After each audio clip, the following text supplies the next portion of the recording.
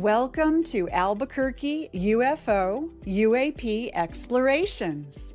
Today we have an incredible guest, author and UFO researcher Preston Dennett. Preston's journey into UFOs and the unexplained began in 1986, sparked by personal encounters and a relentless curiosity. Since then, he has dedicated himself to unraveling the mysteries of the unknown.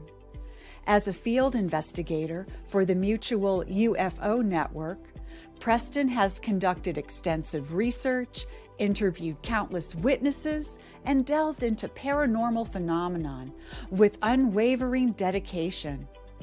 With over 30 books and more than 100 articles to his name, Preston's work has captivated audiences worldwide. His writings, spanning from UFO sightings to astral projection, are a testament to his depth of knowledge and compassion for the subject matter. His books have achieved Amazon UFO bestseller status, and his articles have graced the pages of publications such as Fate and Atlantis Rising. Preston's expertise extends beyond the written word.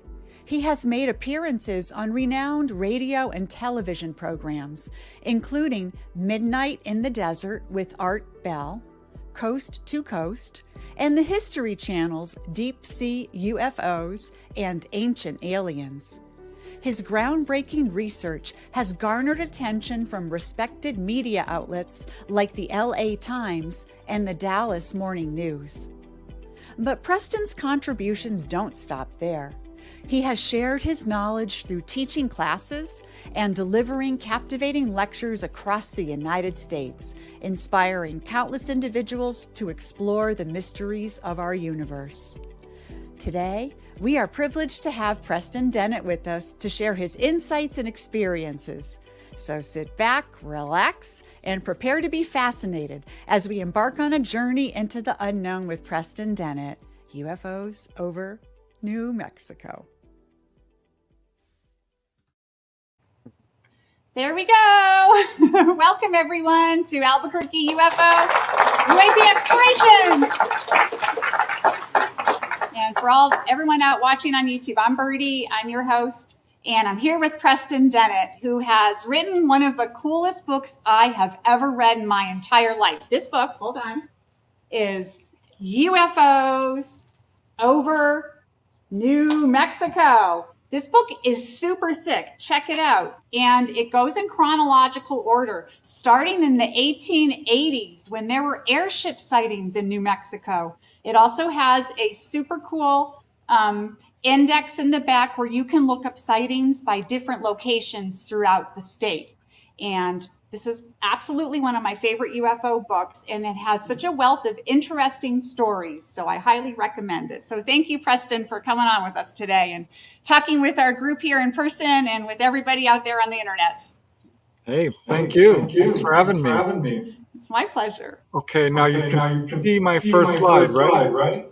Yes. And I'm gonna, at risk of messing things up, put this on slideshow so you can see it slightly larger from the beginning. Can you see it? Yes. Can you see the second slide? No. All right. We can see that it exists.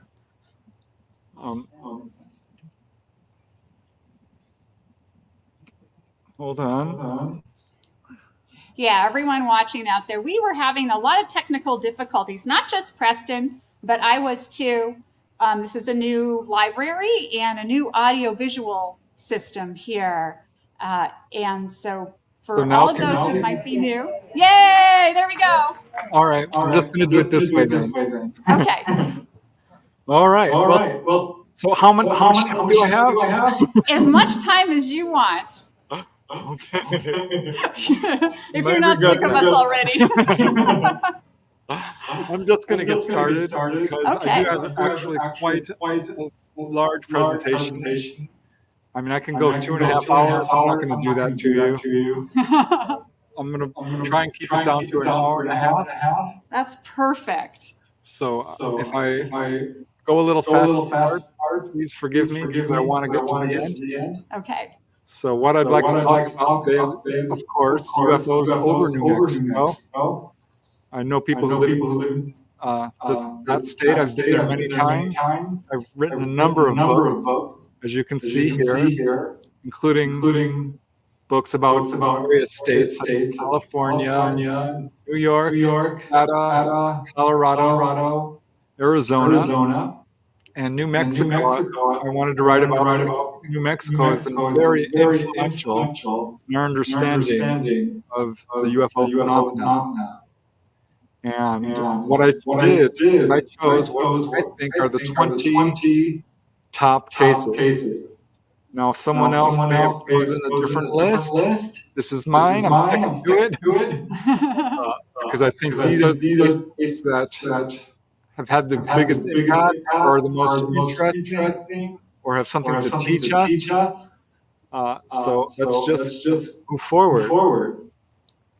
So the case I chose for number 20 is the UFO experiences of Daniel Fry. Now, what's really interesting about this case, this is one of the many contactees from the 1950 era. However, I think the most legitimate. These contactees from the 50s are quite controversial, but the case of Daniel Fry is got some pretty good verification to it that he's a good witness. He's actually a rocket scientist. And he was working for an Aerojet group as a missile engineering executive at White Sands Proving Ground and helped develop many guided missiles. And it was on the evening of July 4th, 1950, when he had this amazing encounter. He had actually gone out to look at the stars overhead when he saw what he thought was a shooting star coming towards him. And when it was just closer and closer, and he realized this was not a shooting star. He could see a shape. As he says in his own words, I could see what it was. At the same time, I realized I had not been able to see it sooner. Its color was nearly identical to the color of the night sky. So what he saw was a spheroid object about 30 feet in diameter. And to his shock, it landed on the ground about 70 feet away. He first thought it might be a Soviet craft, but it was 16 feet tall, 30 feet in circumference, and highly polished, like mirror-like silver. And he wanted to return to base to get more witnesses, but instead he approached the craft and actually touched it. It was only a few degrees above the air temperature, he said, incredibly smooth. He says it's difficult to describe the degree of smoothness. This is something a lot of witnesses will say. He said it was like pearl-like in texture.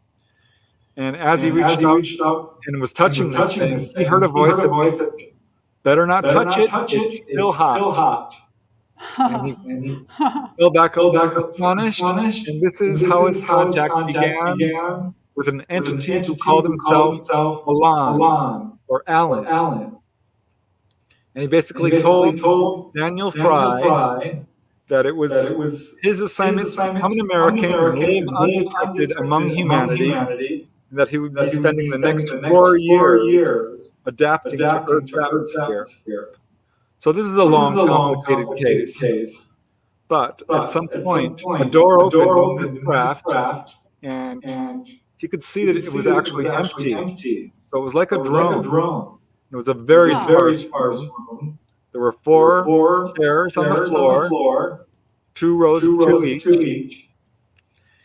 And the shipper, Alan, asked Fry to come on board, which he did, and if he would like to fly to New York City. Now, he was skeptical, but he sat down in the chair, And he said the craft in front of him, the wall, turned transparent. This is something we do hear from a lot of contactees. Yes. And he says, as he watched, the ground fell beneath him, the craft rose in the air, and literally a few seconds later, he was coming over New York City. Estimate about 8,000 miles per hour. And at this point, Fry asked if he could take a tour of the mothership, and they said, no, we can't do that at this time. And basically, it was a short encounter in the beginning for him. And let me see if I can. Hold on 1 second. Lost my mouse here. So he landed and exited the craft, and basically had a slight nervous breakdown. Wow. It got really depressed. He felt like all that he had worked for to learn was meaningless compared to what was out there from these apparent ETs. And so I think that's a common response for people too that have that kind of intense experience, that the rest of their life doesn't seem as colorful. Yeah. And he basically asked, why don't you just land at the White House lawn? And they said, we can't do that because we estimate that 30% of the population would start worshiping us. Oh, wow. 70% would react the other way.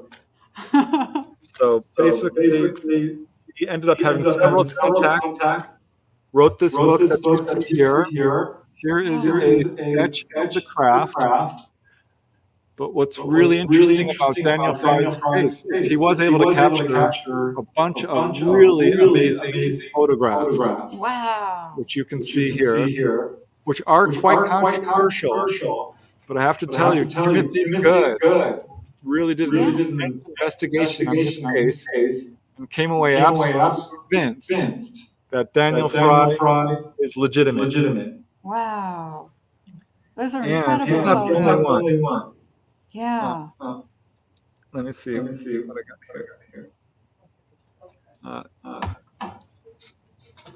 here. This is Helen and Brian Reeve, who in April of 1955 actually visited Daniel Fry and interviewed. And they said, in our own private research, we studied all the efforts which were made to ridicule it. We only wish in our reporting we could somehow convey to our readers some of the qualities of Daniel Fry himself, especially his humility and sincerity. While our own ideas may not be too important for others, for the sake of the few who may wish to know, our own study indicated to us that this was a physical contact. And we feel the information gained will in time emerge as a historic landmark. So yeah, this was a case that was initially ridiculed by a lot of researchers, but now a lot of them are taking a second look at it and believe it to be legitimate. Wow. And the Reeves were interesting people. I've read Flying Saucer Pilgrimage, and they went around the country and they visited all different kinds of contactees and told their stories through this book, what it was like to meet them, what their stories were. It's a fascinating read. A little bit hard to find now, but it's a great book. Yeah, I definitely recommend it. Yeah. Now, I chose for case 19 the Galisteo airship of March 26, 1880.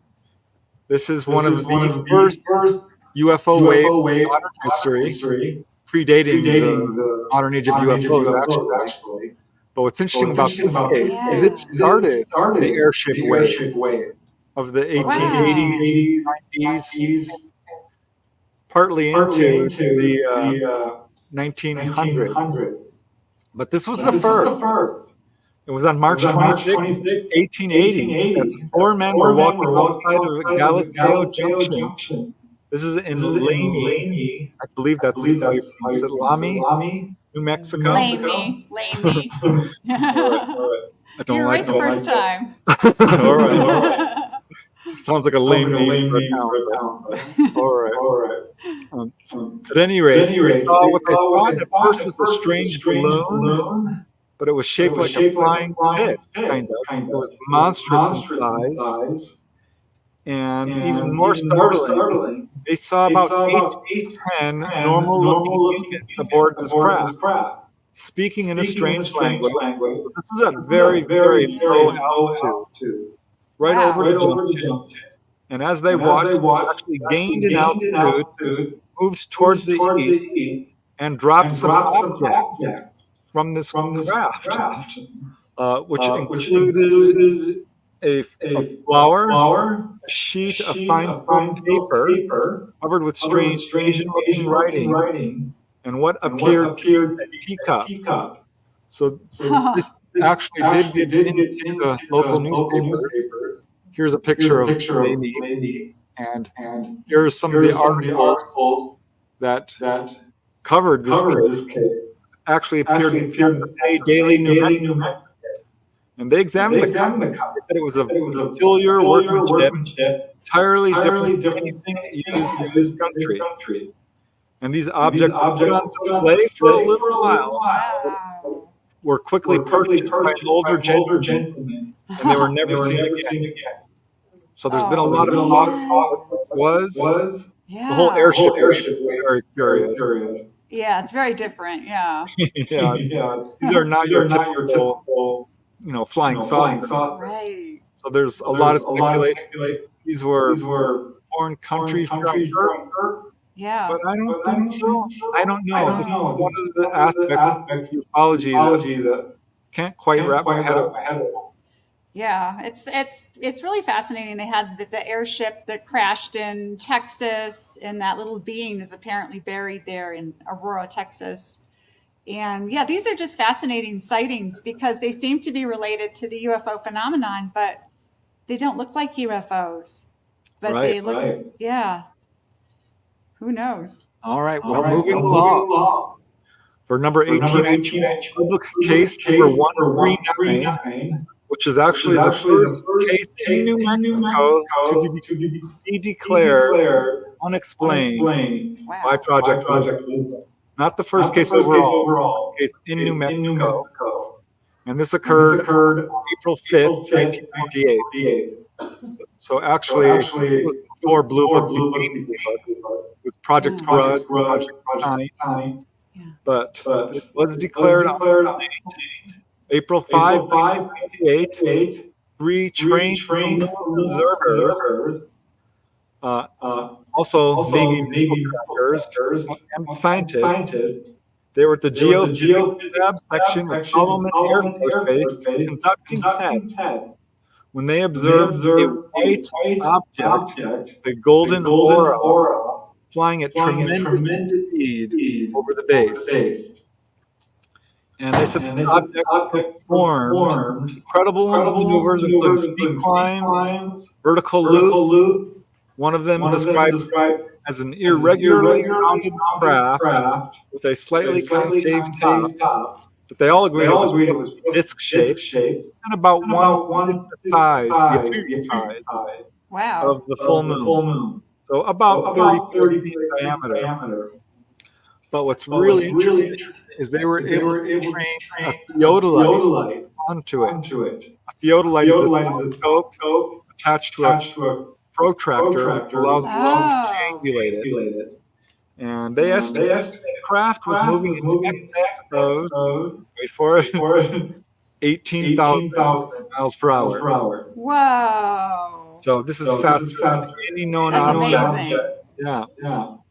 So this was a very significant sight. One of the early investigated by Blue Book. Yeah. That they certainly could not explain. Yeah. All right. Let's move to number 17. I bet you won't guess this one. For number 7, I chose UFO destroyed water tank. Tucumcari. Yes. This occurred on December 13, 1951. One of the main witnesses is quoted at least. Lorenzo Gutierrez of Tucumcari looked up in the sky and saw a bright ball of light.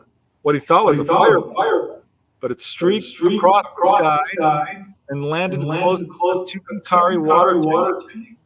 And it then moved towards the tank and collided into it. Wow. Now this tank, it had 3-8-inch metal walls. It held 3 million gallons of water.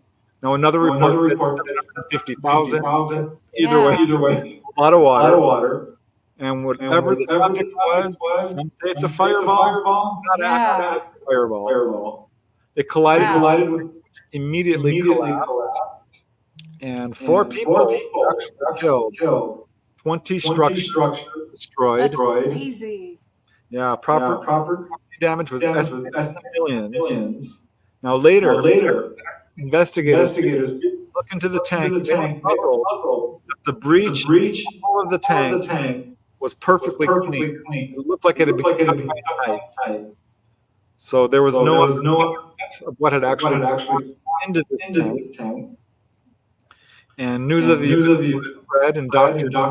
Paz, who is a professional astronomer, he reviewed details, and he said, no, not a meteor, not a fireball. But if it were, a crater or some meteoritic rim. So I don't know. Looks like UFO. Yeah, that's amazing. Tucumcari is such a small place. I'm surprised, especially back then, that there could have been enough damage done to be worth that much money, honestly. So yeah, it's tragic. It was a little bigger town back in the day. It's sad that poor people perished. Yeah. All right, moving along. For number 16, I chose astronomer Robert Shaldak sees a UFO. And this is an important case for a lot of reasons, because of course the witness, can you hear me? Can you hear me? Yeah. You sound great. Okay. Sorry. This is an important case because this is a professional whose job it is to identify objects in the sky. And in 1954, Robert Shaldak was a former astronomer for Lowell Observatory, but was working in a civilian capacity in the Technical Service Unit at White Sands Proving Ground, and his duty was doing the camera monitoring of missile launches. And it was at 10 p.m. on the evening of January 25, 1954. He was setting up his ballistic camera to monitor a launch, looked to the stars to calibrate his instrument, and noticed a yellow-white light moving from the northeast to the southeast in a shallow arc. And the object, he said, seemed to pulse at regular intervals. Now, what he didn't know was about 17 miles to the southeast, another witness, also a White Sands employee, also observed the object. So he was also a trained observer. And after getting this other person's testimony, they were able to triangulate the measurements and determine that this object was about 12 miles high and moving at 12,000 miles per hour. So clearly not anything normal, way too slow to be a meteor, way too fast to be anything that we've heard of, an object. Yeah. And hold on, got a weird window popping up here. There we go. So, Robert Shaldak says that, quote, I've observed many thousands of meteors and can definitely state that this object was not any kind of meteor.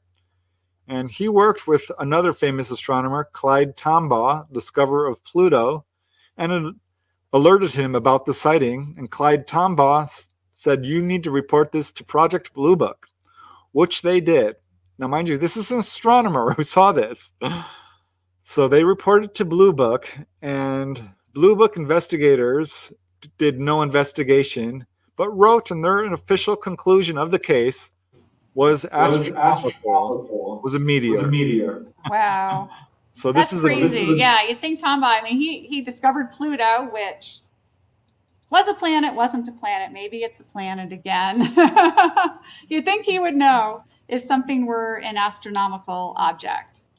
Yeah, and it's a good example of how Project Blue Book was not a true investigative body. Exactly. J. Allen Hynek has said this many times. Many of the people working at Blue Book eventually said, no, this wasn't a true investigative body. It was basically a way to handle publicity that this subject was getting. Yeah. All right. Now we move to number 15. Now, if you haven't heard of Paul Villa, you should, because he's another contactee who was able to get clear photos of an unbelievable kind and attracted the attention of all kinds of researchers. He was born in 1916 and claimed to have been taught telepathically by the ETs from age 5, though he did not complete school. He was very well versed in mathematics, electricity, physics, mechanics, and could fix just about any engine. And it was in 1953 that he had a major contact at Long Beach and met this human-looking ET. Basically, Paul Villa said, he knew everything I had in my mind. He told me many things that had taken place in my life. He then told me to look out beyond the reef, and I saw a metallic disc-shaped object floating on the water. So this is a USO. And he was taken on board. And he said the human occupants were very much human-looking, though very good-looking, and were very, very smart. He was basically told that Earth is just one grain of sand, and that there's many, many inhabited worlds out there. So his case really started to get a lot of attention when he started photographing these objects. And I actually showed these to a contactee who is very well versed in ETs. She's the subject of my book, Symmetry, Dolly Safran. She's been taken on board hundreds of times. She says, these are legitimate photographs. Wow. And I will tell you that many researchers also believe so. Gabriel Green, Brad Steiger, Timothy Good, Wendell Stevens, Jim and Coral Lorenzen, Tim Beckley, and he was able to photograph these objects over and over again. Wow.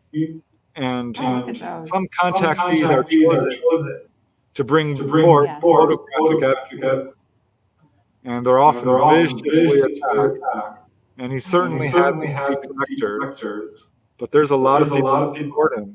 These photographs you're looking at now were taken on June 16, 1963, near Peralta, 15 miles south of Albuquerque.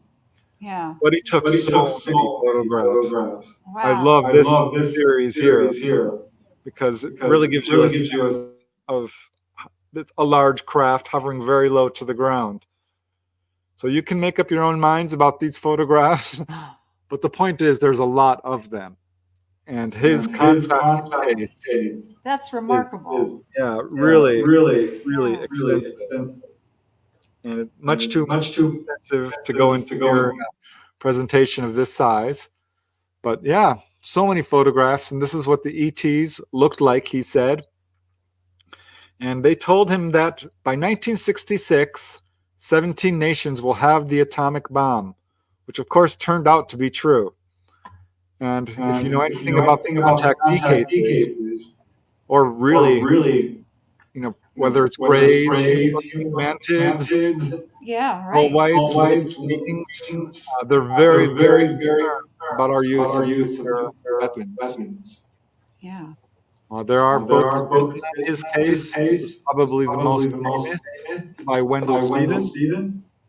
But it's really an astonishing case. Deserves to be more well known. So that's why I gave it a space on this list. All right, moving along. For number 14, I chose that's very well known, in which a boy was burned by a UFO. You can see him here. His name is Charles Keith Davis. This is a rather frightening encounter which occurred on June 2nd, 1964. Charles was 8 years old, was playing outside of the deluxe laundromat while his grandmother did the laundry.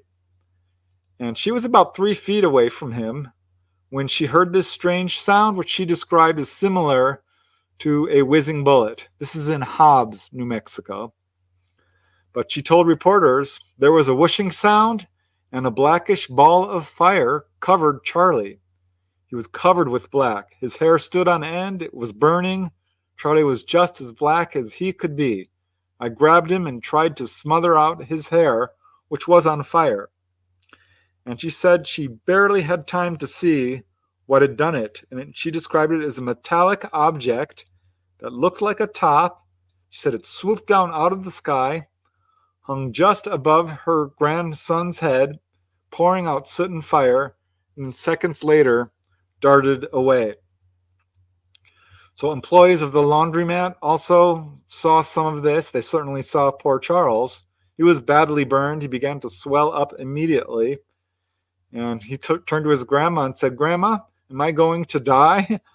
But she comforted him and quickly rushed to Lee Hospital, or Lee County Hospital. Wow. And he was treated for second burns on his head and face.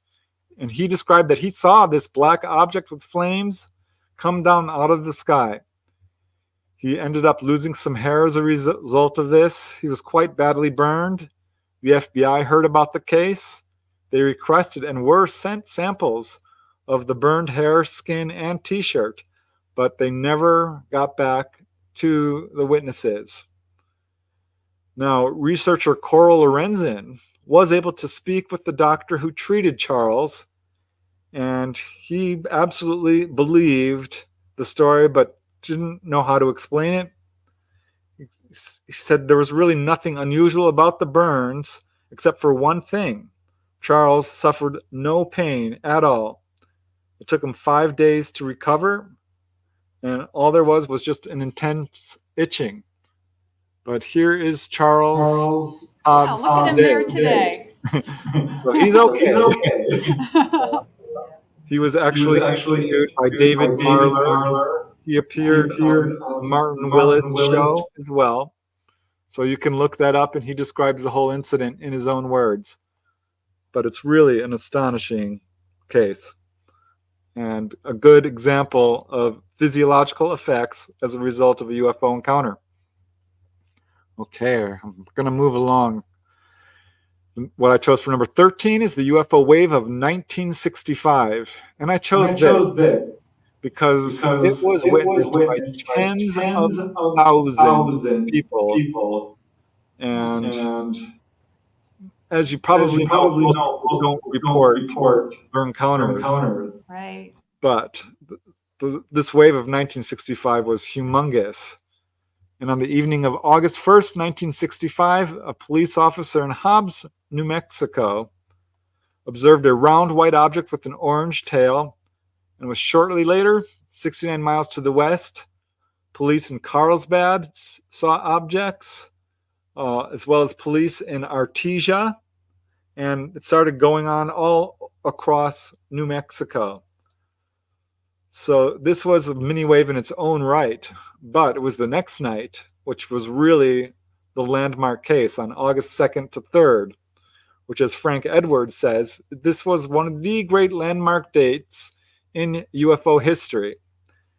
Because at this time, as I said, there was a huge wave of sightings, but people all across the U.S. from North Dakota down to New Mexico and Arizona were seeing UFOs on this one night. And as Frank Edwards says, and I quote,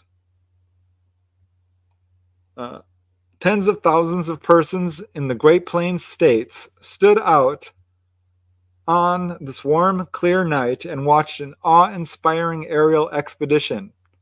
Sometimes the lights moved in formation. Sometimes it was a single pulsating light. Sometimes they went high, sometimes they went low. So they could be photographed by amateur camera operators. And you can see here some of the articles that were in the newspaper, quite a few of them. And right there is actually one of the photos which someone was able to take. But yeah, this was very, very widely viewed.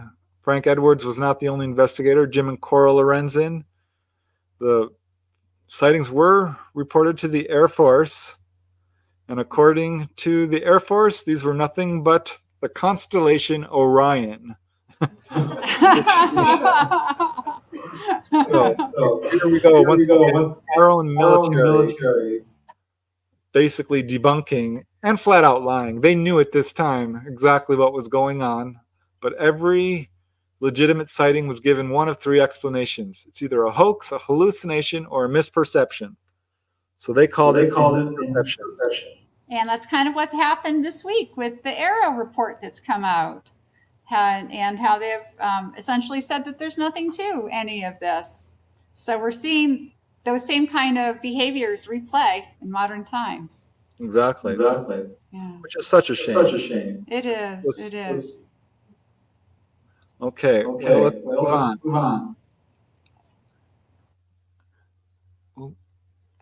The next case I'd like to talk about for number 12 is NORAD confirms a pilot encounter.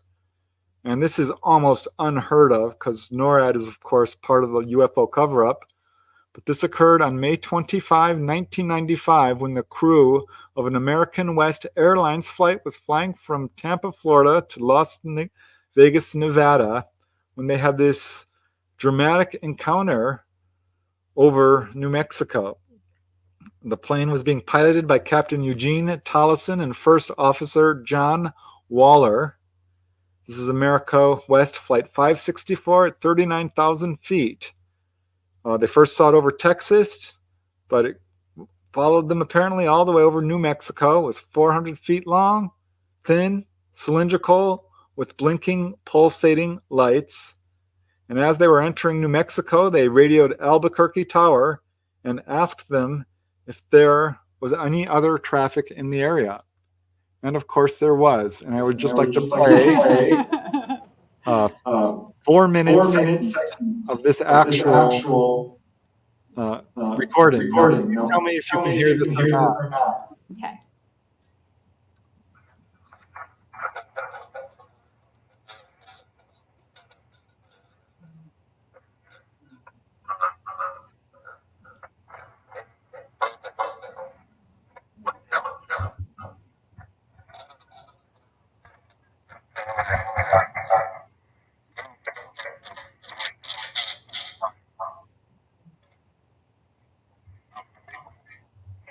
Well, it's hard to make out what's happening in the audio.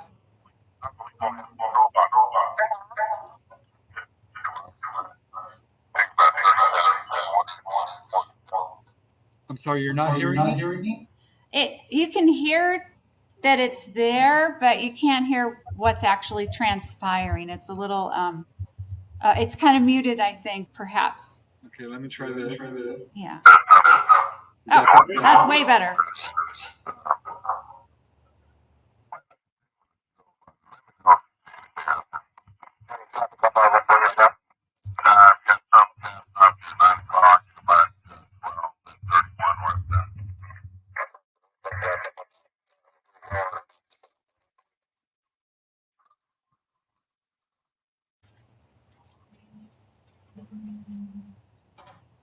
Sorry, that's a little bit hard to hear. Let me just advance it a little bit.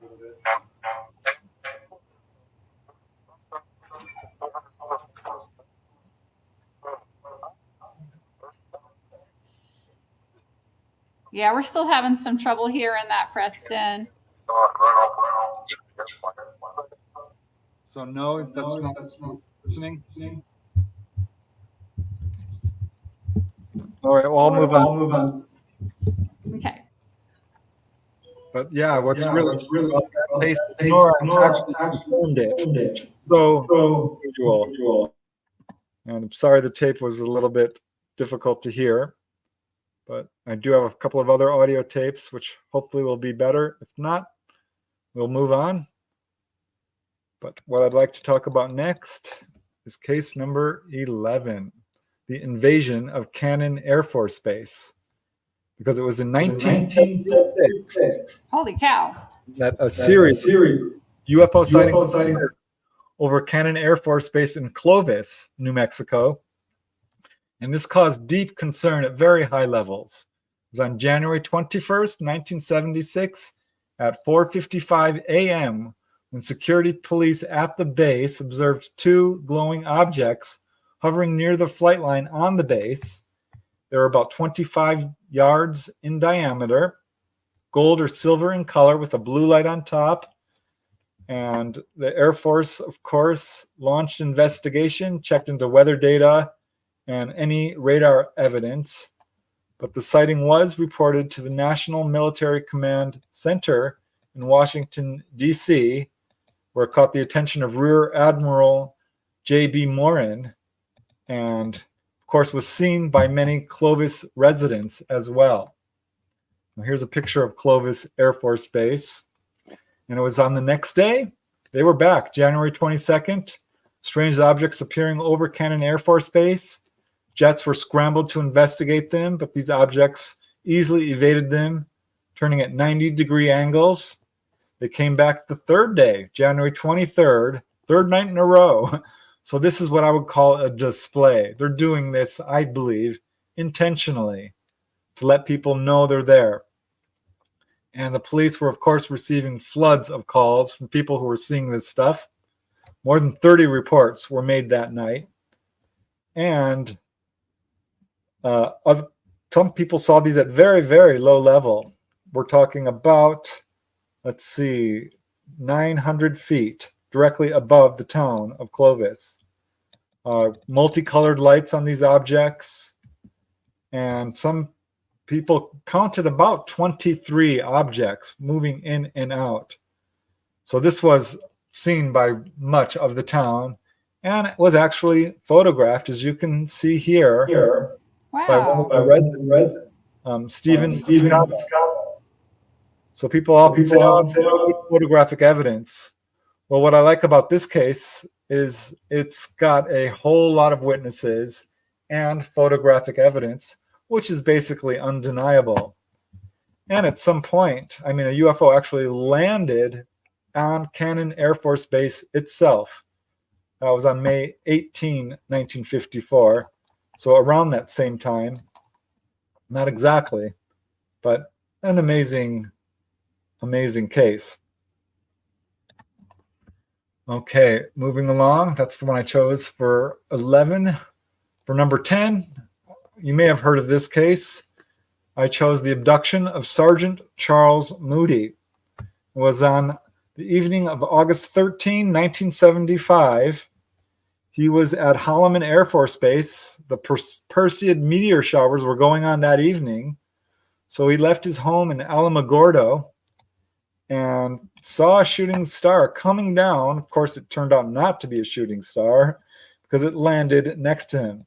He said it was a dull metallic object, just dropped out of the sky, hovered, and then landed 100 feet in front of him. He tried to start his car. His car wouldn't work. And the next thing he knows, 3 human-looking forms are approaching him. He became all numb and actually ended up having missing time and woke up with a strange rash on his lower body and a slightly sore back. And it turned out that over the next few weeks, he recalled consciously being taken on board this craft. He said these 2 gentlemen, which you can see pictured here, approached. They were about 5 feet tall, very much like us, he said, except with large heads, no hair, very small ears, large eyes, small nose, and a very thin mouth, maybe 110 pounds, he said. They talked to him telepathically. They were dressed in black skin-tight suits, except one who had a silver white suit, and he was taken on board the craft itself.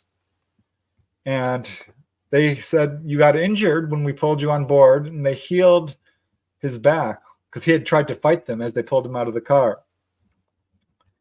And he was thinking while he was on board, if only I could see the drive unit, how wonderful that would be. And that's when they took him down into the engine room. And he noticed that this craft was much larger on the inside than the outside.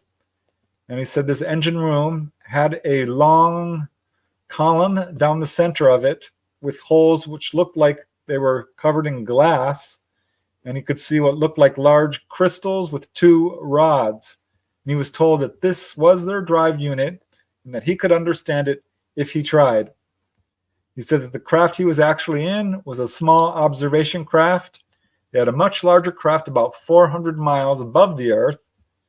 And he asked if he could see it, and they said, no, we don't have enough time. They said that the radar that we are using interferes with their ability to navigate, but that there were several different ET races working together. They told him he would not remember initially what happened, but it would come back to him, and that they would see him again. Now, apparently, we don't know if he had another contact or not, because he said he wanted to talk about it and go public, and investigators Jim Lorenzen said, if you do that, you're going to be transferred overseas.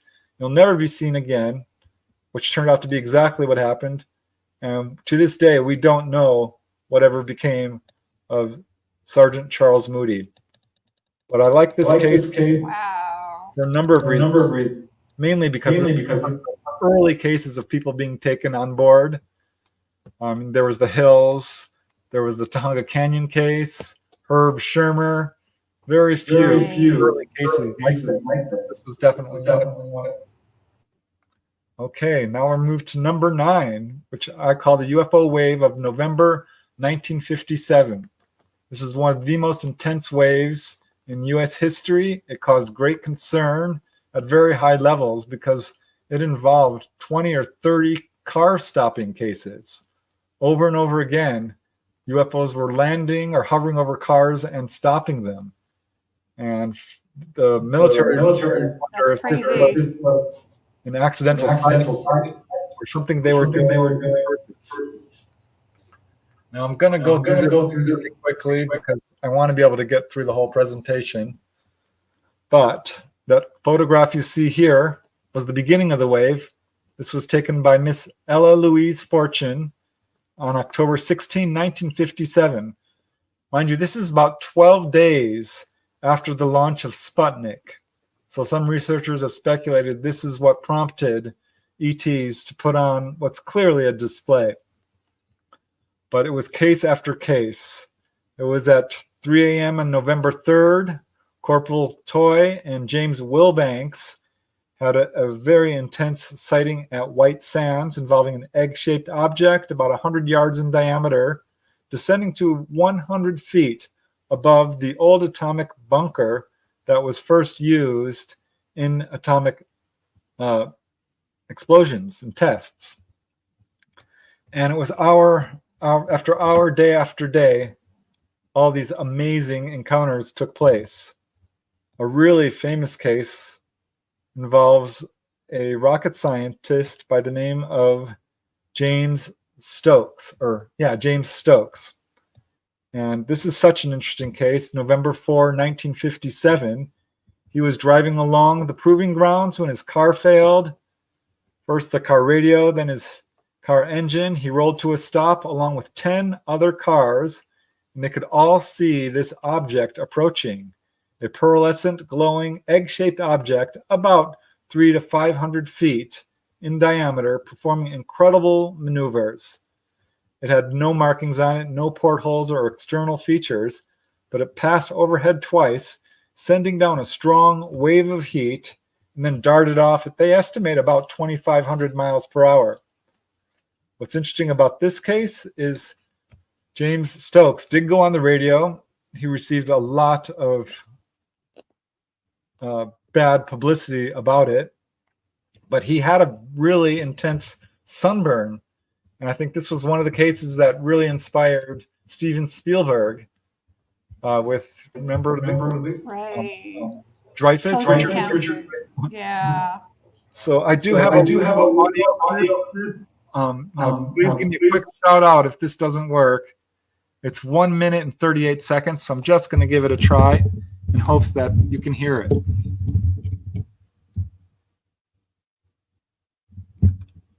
Reports keep coming in of a mysterious, brilliant object from It's a little bit garbled on our end. So no? No. Oh, I can hear it perfectly. One more thing. Please jump right away. Yep. He is told of seeing a brilliant colored egg-shaped object yesterday. Quoted to saying some force emanated.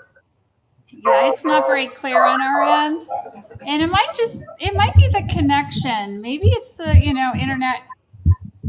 Maybe it's the internet here at the library that's not allowing things. All right. I'm not really sure. It is I what it is. I haven't run into this before. All right. I don't know. It sounds great.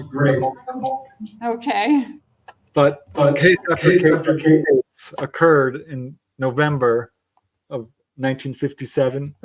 So it's a really significant series of events that really changed the way the military viewed this phenomenon.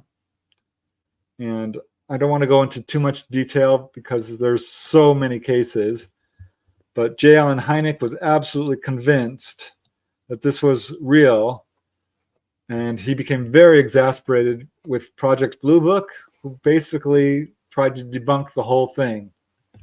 But there's far too many cases of people who saw stuff on this at this period of time. So it's a really interesting case, to say the least. But I'm just going to move on to the next one because we're still not even close to finished. I really want to get to the next few cases before it gets too late. Okay. For number 8, I chose astronomer Clyde Tombaugh sees a UFO. Now, as I mentioned earlier, Clyde Tombaugh was the discoverer of planet Pluto, planetoid, but he discovered it in 1930, was downgraded to a planetoid in 2007. But it was 19 years later. I mean, this got worldwide headlines when he discovered Pluto. 19 years later, on August 20, 1949, Tombaugh had an amazing UFO sighting, which, although he went public with it, did not generate really any publicity at all. And it was around 10:45 p.m. He, his wife, and mother-in-law were in the backyard of their home in Las Cruces on a particularly clear night. Even the faintest stars were visible when suddenly they saw something they couldn't identify flying overhead in geometric formation, pretty accurate to what's pictured here. He saw 6 to 8 blue-green rectangular shaped lights moving at a low altitude very quickly and silently from the northwest to the southeast. And as it came closer, it became clearer to them that this was actually a single object with apparently portholes on it. Here is a drawing that he himself did.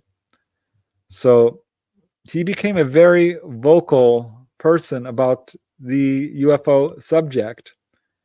And as he wrote in an official report to the Air Force, the remarkably sudden ascent convinced me it was an absolutely novel device. I have done thousands of hours of night sky watching, but never saw a sight strange as this. He said he was actually so unprepared for it, he was petrified with astonishment, and said, therefore, some of the details I might have noticed were missed. So he was very vocal for many years. And for example, on February 13, 1954, he gave a talk to the Astronomy Society at Las Cruces, and told the audience that he predicted there would be a huge increase in sightings, which of course there was. Years later, he talked to Leonard Stringfield and said that he had actually seen 3 separate objects over the past 7 years, which defied explanation of any known object.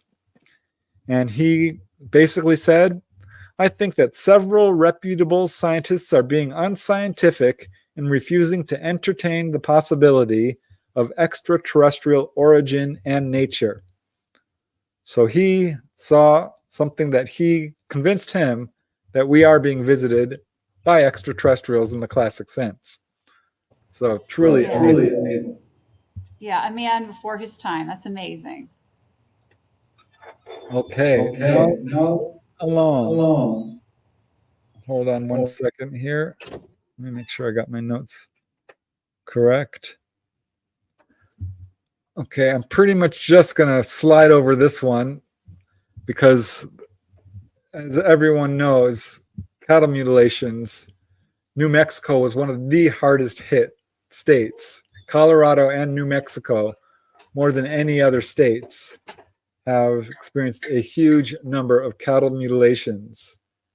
And there's a lot of speculation as to what's causing these. But I can tell you, they became famous due to Linda Moulton Howe and her Emmy Award documentary, A Strange Harvest. But many researchers talked to or read about believe that ultimately our government is the one who is doing this. Certainly that's what Larry Fawcett and Barry Greenwood concluded. This is also what Gabe Valdez concluded. We do have reverse engineered craft of some kind. So this could possibly be what's being used. Hard to say. I did an interview with Christopher O'Brien. He did not necessarily think ETs were doing this either, but it got an enormous amount of publicity. This is a big deal because ranchers were losing an enormous amount of money. There were FBI investigations. Senator Schmidt got involved, and they never could figure out exactly what's going on. It's still going on to this very day. And I devoted a big section of UFOs over New Mexico, the book, to the cattle mutilations.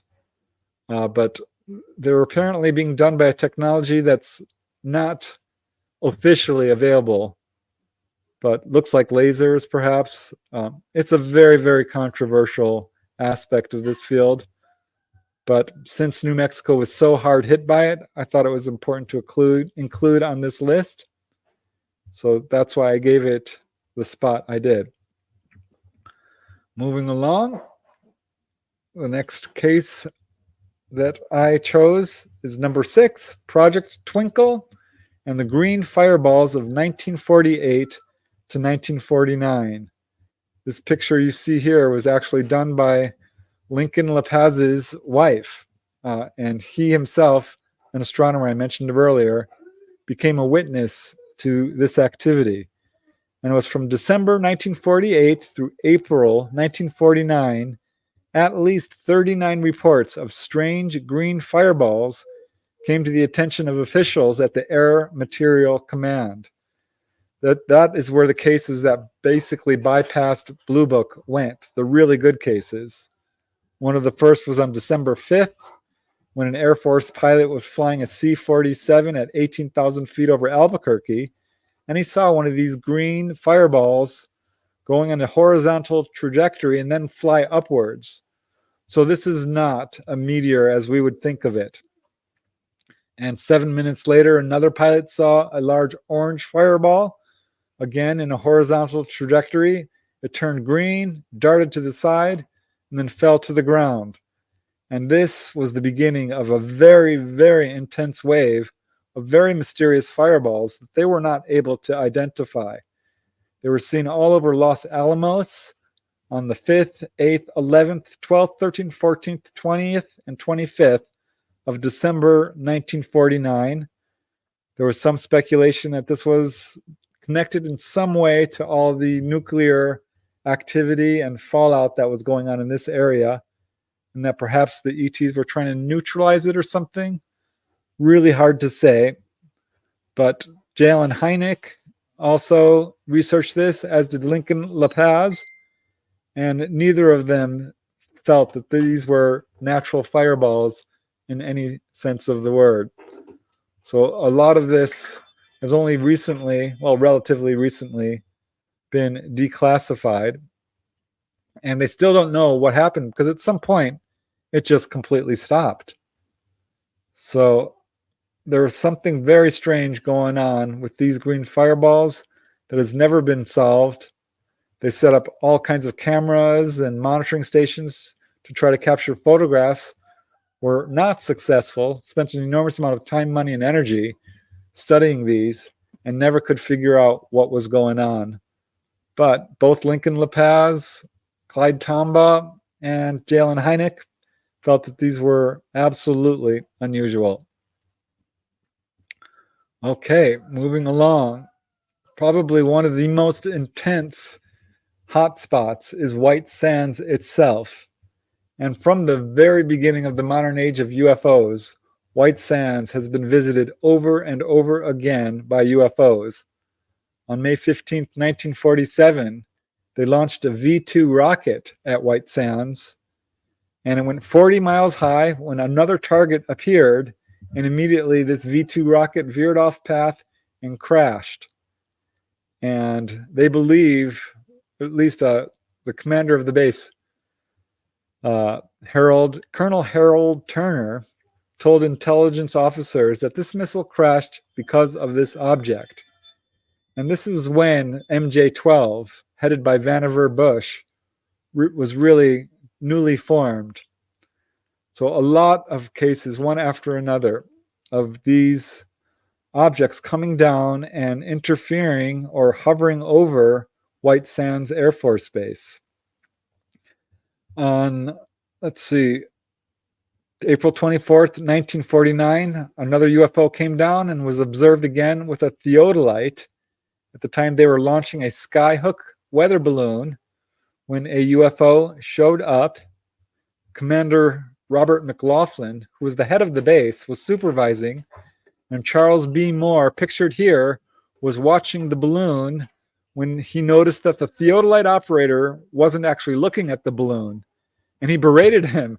And the operator said, well, no, I've got it right here. And so he took over the theodolite and actually tracked what turned out to be a UFO for about 60 seconds. He said it was about 40 feet wide, 100 feet long, solid edged, and moved at about 2,200 miles per hour. So clearly not a balloon. Blue Book was called in, and they investigated, and Charles Moore was discussed with the Air Force handling of this. They refused to pay any attention to it and would only track down cases where there was a conventional or logical explanation. So many, this just went on and on, case after case, of these objects coming down over the base in such high numbers that Commander Laughlin himself basically went public and said the flying discs have nothing to do with any experiments carried on by American scientists. This is Commander Laughlin pictured here.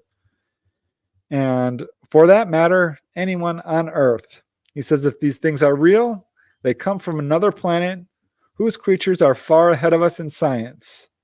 I've heard it said that they are spaceships from Mars which have been attracted to Earth by our atomic explosions, and fascinated by what they saw, have continued to keep an eye on us. Now, later, McLaughlin did an interview with True magazine and said that what he saw, he says, I am convinced it was a flying saucer. And further, that these discs are space aliens from another planet operated by animate, intelligent beings. So many cases like this, one after another, and sometimes affecting the missiles themselves. I could go on and on about this, but I covered it in quite some detail in the book. And what's really amazing is these Are scientists observing these objects using advanced equipment? And the commander himself absolutely said he saw them themselves. He later backpedaled a little bit on some of his testimony, but you can see the documentation on it is unequivocal that there was stuff going on at White Sands Air Force Base, and it went on for years. Okay, now I'm going to move on to the number 4 case. Oh man, only number 4. This is a pretty amazing case. Yeah, well, New Mexico, like I said, has been very influential in our understanding. But one thing I do want to say real quick, going back to White Sands, the activity there became so well known that Ralph and Judy Bloom heard from a guy who worked at the base and found graffiti on the bathroom wall. And this is just a quick little limerick poem where on the bathroom wall it said, "I saw a disc up in the air, a silver disc that wasn't there. 2 more weren't there again today. Oh, how I wish they'd go away." That's awesome. Yeah, this was very common knowledge for everyone at the base and was effectively covered up. So any denials from our own military that there's nothing to this were completely ingenuous. All right, the Aztec case is one of the more controversial UFO crash cases and was initially summarily dismissed by most researchers. Frank Scully was the first to mention it in his book, Inside the Flying Saucers, and he was viciously attacked. His witnesses were debunked, but now many researchers are taking a second look at it, including Leonard Stringfield and Timothy Good and many others. And there are now, of course, books, as you can see here, written on this case. Yeah. William Steinman wrote an excellent book. That was the first. But really, it's Scott and Suzanne Ramsey who took over the investigation of this case. And it's truly an amazing series of events because this disc was found almost fully intact. And researcher after researcher has evidence on this. Linda Moulton Howe said that she has interviewed some of the people who are still alive and saw it in March of 1949 and says that it's an important case because a lot of technology was recovered from this particular craft. And a lot of controversy surrounding it because Scully, who was the first to mention a UFO crash at all, quoted this case and his witnesses were viciously debunked. But Scott and Suzanne Ramsey were able to locate many other witnesses, including firemen who were at the base and all kinds of other people who actually came right up to this craft and saw it. There's official documentation of it. Wow. They did a really thorough and quite believable investigation. So I think there's probably something to it. In fact, you can go to the actual site there. There's a little monument, I guess you call it, a plaque of what happened there. So, I mean, there are books and books written on this case, but 12 bodies, according to some, 16 were recovered fully intact. And the more research that goes into this case, the more it seems to be verified. So a really excellent crash retrieval case. I would say probably one of the top 10 in the United States for sure. Yeah. All right. And now for the number 3 case, I chose the Farmington UFO display because this is one of the most unusual events in UFO history, which occurred on March 17, 1950, over the very small town of Farmington, New Mexico, which had a population of about 3,600, but in surrounding areas up to 6,000. It was around 10 a.m. on March 17, 1950, St. Patrick's Day, that more than 1,000 people in the town, hundreds, saw a group of about 200 UFOs. There's really almost no cases in the literature involving this large number of objects. And they describe them as saucer-shaped, performing fantastic maneuvers, loops, dives, turns, accelerations, decelerations, all kinds of fantastic gyrations. And it went on for at least 2 hours. There had been scattered reports of UFO activity over the previous few days, but this was practically an invasion. I mean, people were losing their minds watching all of this activity. And no surprise, it did get headlines, many, many headlines. And there were quite a few firsthand witnesses who were very vocal about what they saw. Marlo Webb, Orville Ricketts, they all talked to reporters. And basically, the Air Force tried very hard to debunk this. And so they said there's nothing to it, but actually did go and talk to people and told them not to talk about it. And they issued some statements calling it a hoax or a misperception. Even Captain Ruppelt said that it was probably a skyhook balloon which shattered into little pieces and was just floating in the air, which really infuriated the witnesses. Yeah, because these objects were moving around at high speeds. Yeah. And they were, in fact, a lot of people don't know this, photographed.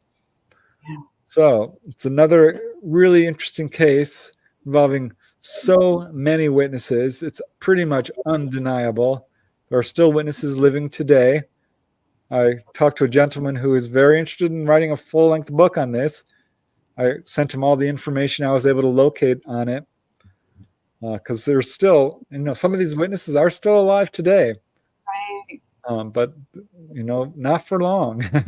So hopefully this will be more fully documented before it's too late. All right, now can you guess what the number 2 case? Anyone? No? Well, okay, I'm guessing it's not Roswell. So, Socorro, Lonnie Zamora. Exactly, the Socorro UFO landing, which is such an amazing case, because J. Allen Hynek said that he interviewed some 30 or 40 people who saw this craft. It wasn't just Lonnie Zamora. And in fact, on the day that Lonnie Zamora saw it, other people saw it as well. Paul Keyes and Larry Kratzer, I know these aren't great photographs, but they were driving along Highway 60 when they saw this strange kind of cloudy object 1 mile ahead of them. And they pointed it out, and they could see this glowing object inside. And they couldn't really tell what it was, and had some differences in how they described it. But they were the first witnesses. They went to the local gas station and reported it, and it turned out the person who was operating the gas station, Opal Grinder, had another customer come in and said that he had just seen a strange egg-shaped object fly overhead as he drove northward on Highway 85, and it disappeared behind a mesa. And moments later, he saw a police car chasing after it, which turned out to be none other than Lonnie Zamora himself. And of course, you probably have heard Lonnie Zamora's testimony quite a bit of times, but he basically described this object, which was egg-shaped, standing on little legs. He saw what he thought at first were children, and it was an overturned car. But as he got closer, he realized this could not possibly be anything normal. And he hid behind his car as this thing took off with a blast of heat, and it left some really pronounced markings on the ground, which have been very well verified, were studied by the Air Force. They were there the day it happened. And, it's undeniable evidence. There's some claims that there was actually metallic fragments that were left on the actual site. This is according to Mary Mays, who said that she actually studied the actual metallic fragments. Huh. So this could be more than just burned ground, but the ground itself was glassified, so it was clear that something very, very hot had landed there. It's an incredibly well-verified case, investigated by multiple researchers. The Air Force tried to debunk it as a lunar module test, but there's no evidence that it was that at all. But it's, there is a lot of documentation of it. What a lot of people don't know is there was a symbol seen on the side of the craft. And here it is. The symbol on the left is what was released to the press as a decoy, while the symbol on the right was the actual symbol and kept secret so that investigators could determine whether people were lying about it or not. Wow. So apparently this was, very widely viewed according to J. Allen Hynek. And I know there was a full-length book written on this case, a couple of them.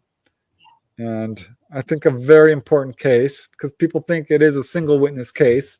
It's not. Many people saw this.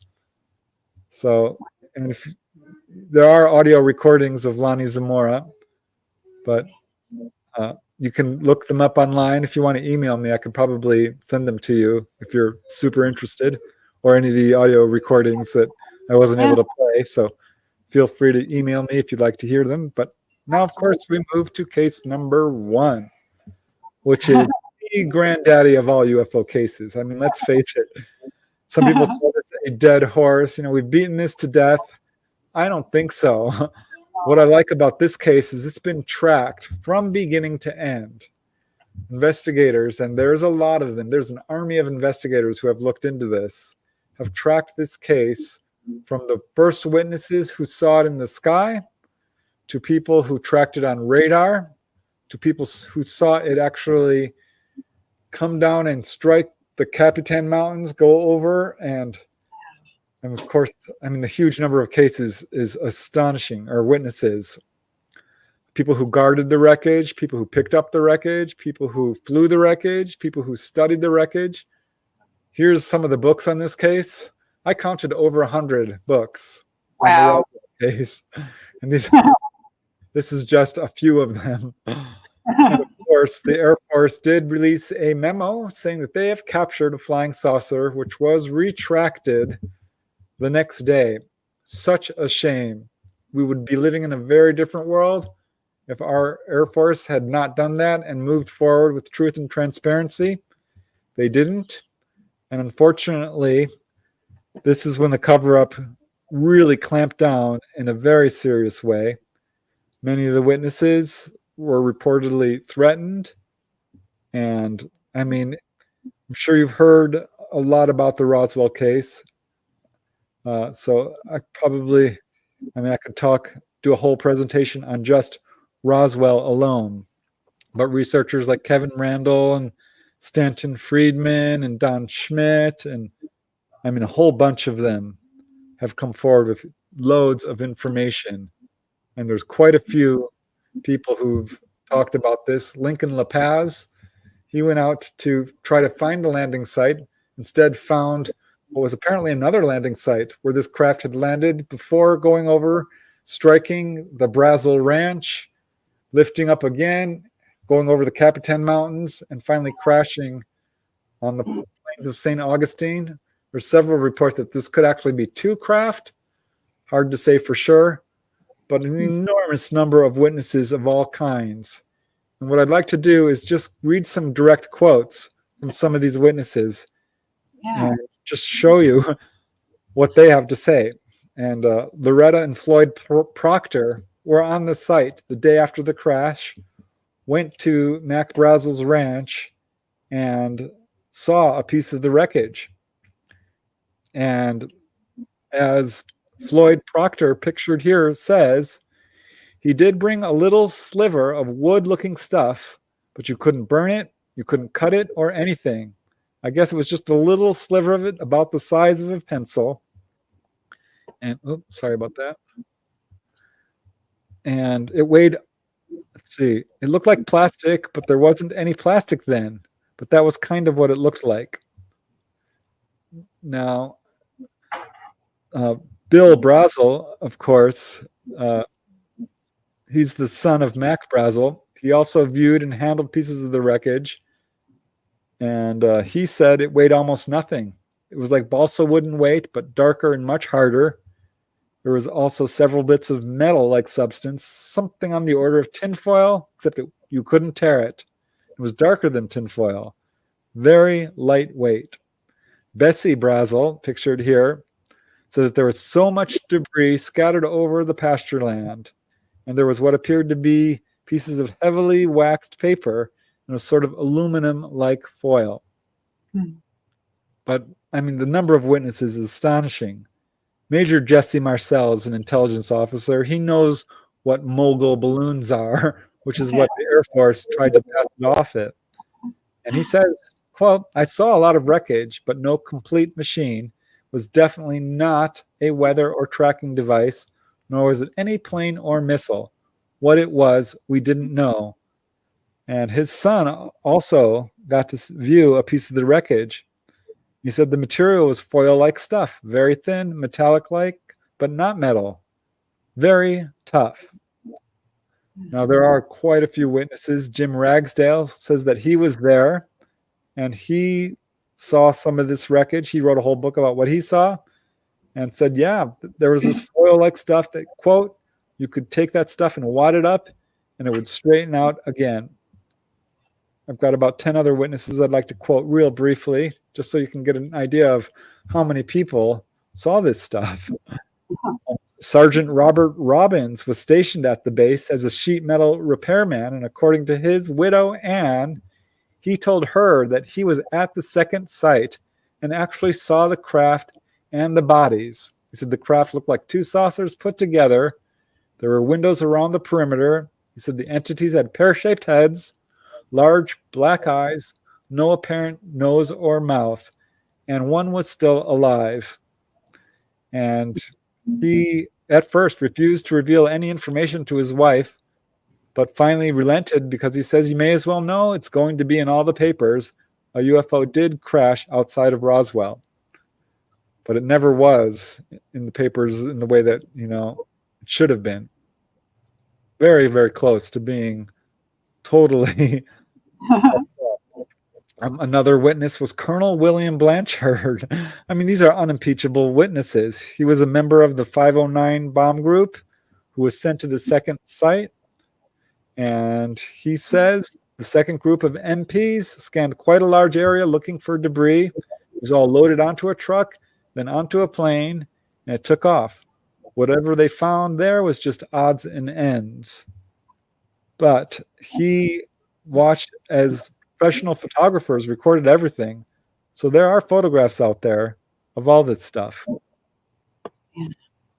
Frankie Rowe, her father was there, and he was one of the firefighters, who I pictured earlier, was on the scene of the second site where there was a craft and bodies.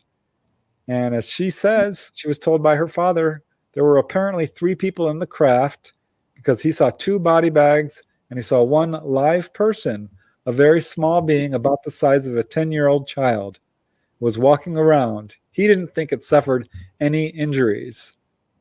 She was basically, her whole family, she herself, as a little girl, was threatened by military officers and told that they would disappear into the desert if they talked about what they saw. She says, and I quote, the Air Force or the Army or the military came to our house and told us we could never talk about it. As far as we were concerned, the whole incident never happened. They basically threatened us. They were going to take mother away, and they were going to take daddy away. So her she is on film crying about this. Yeah. Major Lewis Rickett, he was one of 2 counterintelligence officers who visited both sites. And as he says, there was a slightly curved piece of metal, real light. It was about 6 inches by 12 or 14 inches, very light. I crouched down and tried to snap it. My boss laughed and said, smart guy. He's trying to do what we couldn't do. And he asked, what in the hell is this stuff made of? It didn't feel like plastic, he said. And he says, I never saw a piece of metal this thin that you couldn't break. And he, along with Lincoln La Paz, working together, were able to determine that there were, in fact, multiple touchdown sites. And they, as he says, the best we could figure out, this one was in trouble. Maybe the guidance system on it happened to fail. Another gentleman who testified about this, very good witness, Major Huey Green, a member of the British Royal Air Force and a very famous radio personality. He was driving through New Mexico on July 5th, or the date of the crash, and heard several reports about it. And I'll just give you a 2-sentence quote about what he said. He says, as I drove through New Mexico from east to west, I kept hearing these reports of a downed saucer on the local stations as I came within the radius of each one. The radio stations I was listening to were so on edge that they kept interrupting their regular broadcasts to give the latest developments. I am certain that one of the news broadcasts commented on the fact that the sheriff and his men were proceeding towards the field of the crash within sight of the wreckage. So you can debunk one witness or another. Glenn Dennis has, according to some researchers, has contradictions in his testimony, but he was a mortician at Roswell when he says he received a series of calls about preserving small bodies. He drove down to the base to help, and he's the one who spoke to the nurse who has become so famous, who he says disappeared following this. And of what he says about the wreckage, he says, what I saw reminded me of the front part of a canoe about 3 feet long and lying up against the side, and there were inscriptions that reminded me of Egyptian descriptions. Robert Shirky, he was there, assistant operations officer for the 509th Bomb Group, and he set up the flight plan. He says that transported the wreckage from Roswell to Fort Worth, and he saw some of the wreckage. He says, I saw pieces of metal from the craft. I saw the I-beams with the strange markings on it. Those of us who were involved immediately knew we'd better keep our mouth shut. But he ended up writing a whole book about it. So, I mean, this is the case that just keeps on giving. I'm not going to give up on it until we can see this craft in a museum. To me, disclosure will never be complete until we can see the craft, the bodies, because they have them. There's no doubt that There is happened. But there's, let me see, I've got just a few more witnesses. Captain Pappy Henderson, according to his wife and children, he was stationed at the 509th Bomb Group. He said the crash was true, that he flew wreckage to Wright-Patterson Air Force Base. And he was told that ETs piloted the craft, that they were little people with exceptionally large heads. And he never told anybody for years, but finally told his wife, I've been dying to tell you, but couldn't. It was top secret. And he refused to describe the wreckage itself, saying only it was strange. So these are unimpeachable witnesses. Here's Colonel Thomas Jefferson Dubose, who basically was ordered to make sure that Colonel Blanchard delivered the wreckage to Washington. And he confirmed that the weather balloon story was a cover story. He didn't view the actual wreckage, but he did see the plane being loaded. He says, I only saw the containers. And the container was a plastic bag that weighed 15 to 20 pounds. So, I mean, case after case of witnesses. Brigadier General Arthur Exxon was very vocal about what he saw. And says that all of these materials were tested extensively. He says everything from chemical analysis, stress tests, flexing was brought into our material evaluation labs. I don't know how it arrived, but the boys who tested it said it was very unusual. So here, I'm just going to skip ahead a little bit. I think we're just about done here. If you haven't read this book, it's definitely worth reading. It's one of very few books that made the New York Times bestseller list in terms of UFO books. With Colonel Corso, people have tried to debunk him, but his resume is unimpeachable. No one's been able to say that he's anything than who he was. And he said that he was in charge of part of the reverse engineering of the Roswell craft, and that a lot of the stuff that he got was used to basically reverse engineer things like the integrated circuit, fiber optics, Kevlar, night vision goggles, and other things like this. But there's case after case after case of, witness after witness, up and down, who have basically talked about every darn detail on this case. So I think this is the number one case in all of ufology, and we all deserve to know the truth about it. We do deserve to know the truth. Yeah, the Air Force's denials are absolutely disingenuous. They have it. It's somewhere. Show us. That's right. That's right. Exactly. We want to see the evidence. We want the craft. We want the bodies. Exactly. Yeah. All right. So those are the top 20 cases, but I can tell you there's a lot more than that. I had to choose 20. Otherwise, we'd be here all night. That was amazing. I was not expecting you to actually put together a presentation for us. Preston, that was wonderful. Thank you.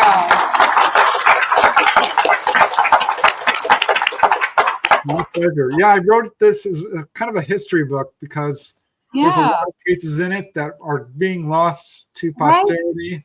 Right. Yeah, for sure. It's organized by, simple sightings to landings of humanoids and crash retrievals and all the different aspects. So you can learn everything you need to know about ufology from just what's going on in New Mexico alone. Exactly. We have it all here. So does anyone have any questions for Preston? Oh, we've got one question in the back there.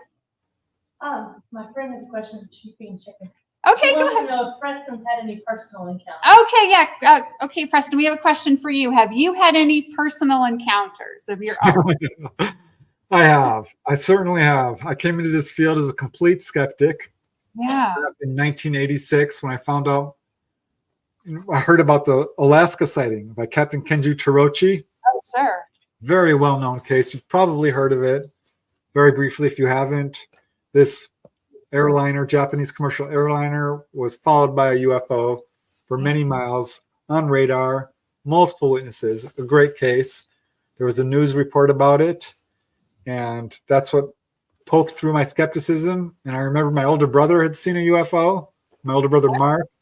Found out a lot of people in my family had seen them, co-workers, friends. So I started buying all the books to disprove them, and I couldn't. I joined MUFON, became a field investigator, and boy, I wanted to see one myself. Yeah. So I was out there at night searching skies. If you saw a UFO, I'd call you up. I'm like, can I sleep in your yard? And I started to see some unexplained lights, but it ramped up over the years until I became a full-on contactee. No kidding. Because it was July of 1992, I was driving home. I was right in the middle of investigating a wave of sightings over Topanga Canyon. Yeah. When the orb dropped down in front of my windshield, hovered for a few seconds, and took off. Wow. And I had missing time. I full-on had missing time. And it was 2 years after that, 1994, I had about 4 or 5 sightings in 1 year. When I joined CSETI with Dr. Stephen Weir, and we were calling down UFOs, mostly unexplained lights. I'd interviewed this other lady who had major contact, and I was kind of questioning her testimony because I was transcribing it in my condo real quick. And she's describing how she had seen hybrid babies, and she kicked a gray and broke its neck. I thought, is this lady for real? Could this possibly be true? I was leaning back in my chair when I got an impulse. And I've interviewed so many people who describe an impulse that's so strong you can't resist it, and you run outside and you have an encounter. Well, that's what happened to me. I ran onto the roof of my condo, this UFO appeared, and it sent me a telepathic message. Honest to God, I've never had this. It was mind-blowing to me because it's basically said, it's us. We're Wendy's. It's not a real name. We're Wendy's ETs. She's telling the truth. You can trust her. We're for real. Watch this. If you don't believe, we'll prove it. and this darn thing started darting around. It was a big oval light. I'm estimating 10 to 20 feet in diameter, 300 feet away, 200, treetop level. But yeah, talk to me. And I ended up having another sighting with her shortly after that. Several sightings over the years. Started having dreams, being on board a craft, and finally had a full-on conscious encounter. So yeah, I've had plenty of sightings and more. Wow, I think a lot of us have had encounters like that. That's an amazing collection of experiences that you've had. Do you think that it's changed you in any way, having all that interaction? Certainly, yeah. It's in a number of different ways. It's made me absolutely move from belief in UFOs to firsthand experiential knowledge. I'm 100% convinced they're not here to take over or hurt us or anything like that. I've dug deep into this because I know this is controversial and some people have negative encounters or very scary encounters. Right. But if you step back and objectively look at the onboard experience, their agenda is very clear. It's one of being taken on board and often healed. I wrote a book, The Healing Power of UFOs, which documents 300 cases. But then they'll take you to the engine room. That's the one. I have read it. It's amazing. It's amazing. Undeniable, right? I mean, you can't deny it. But they'll take you to the engine room just like they did with Sergeant Moody. They'll take you up to the observation deck. They'll often give warnings about, the dangers of nuclear power or war and aggression or the destruction of the environment or future disasters on our planet. Right. So, yeah, I mean, I think the evidence is undeniable that they're here. And also, it's really weird this is a bit of a tangent, but you asked. As soon as I started investigating UFOs, I began having lots of astral projection experiences, out-of-body experiences. So I had a huge spiritual awakening. And we have your out-of-body. So I think we were having a psychic connection earlier, Preston, because these are the 3 books I have out of my Preston collection at home. I pulled out.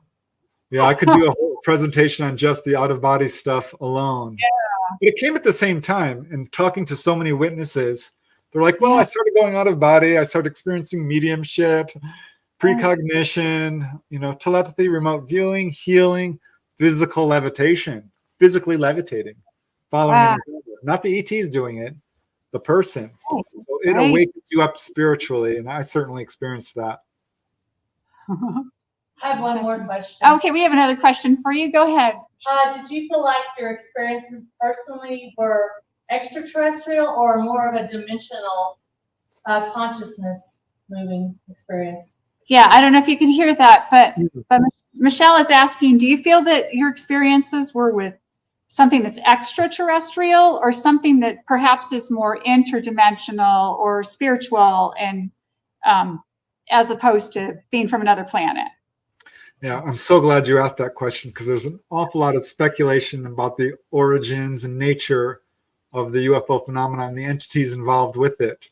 Yeah. With some people in the Jacques Vallée, John Keel, Lauren Coleman, several researchers feeling like it's an intelligence that puts on different masks and can manifest in all these different ways, whether it's fairy folk or Bigfoot or, what have you.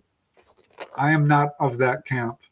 I am of the camp that this is classic extraterrestrials in the sense of people like us from other planets. Right. And this is how most of the people I've interviewed who've been taken on board or had face-to-face contact feel. Not everyone. Some do think it might be something a little more strange or beyond our comprehension. Yeah. But I have to tell you, my personal assessment is that it is extraterrestrial, and as calling this interdimensional, I don't think is particularly useful or brings a lot of clarity to it because we are interdimensional. All entities are interdimensional. We will go to the other side. You can verify this yourself. Don't believe me. Do your research on astral projection. You can do it, and you will know that we all have an interdimensional aspect. I don't think they're time travelers from the future. I dug deep in the literature and everyone I interviewed to find, you can pull out a few cases that might speak towards that.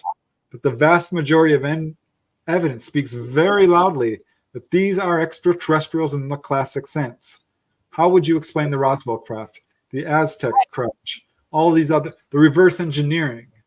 I don't think this is an intelligence that manifests, because you cannot explain the mechanism of how something can create matter out of nothing, burn the ground at 3,000 degrees, heal people, put implants in their body. Where are these people when they're being taken on board? They're not in, so they're, so that's my assessment based on the evidence and my own experience and everything I've read. It's extraterrestrial. Yeah. Not all of it. A lot of stuff gets pushed under the extraterrestrial umbrella that does not belong there. There are interdimensional beings like fairies and gnomes. Every culture has a long history of little people, of entities of all kinds. Bigfoot is real too. I ended up researching Bigfoot and out-of-body experiences and multiple personalities and demonic possession. I covered the paranormal so I could basically cover all my bases. Yeah. That's a great answer. Okay, we got another question over here. Okay. Some of my questions have already been addressed. I wanted to thank you for the drum roll that you gave us today. You're a good researcher. I really like that.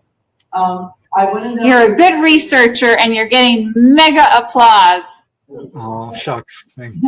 I mean, I'm still not satisfied. Why do they want to come to this planet and muck around with Homo sapiens? I'm still pondering that. So the question is, why are they coming to this planet? Why us? Why Earth? I'm not quite finished. Oh, okay, hold on. She's not done.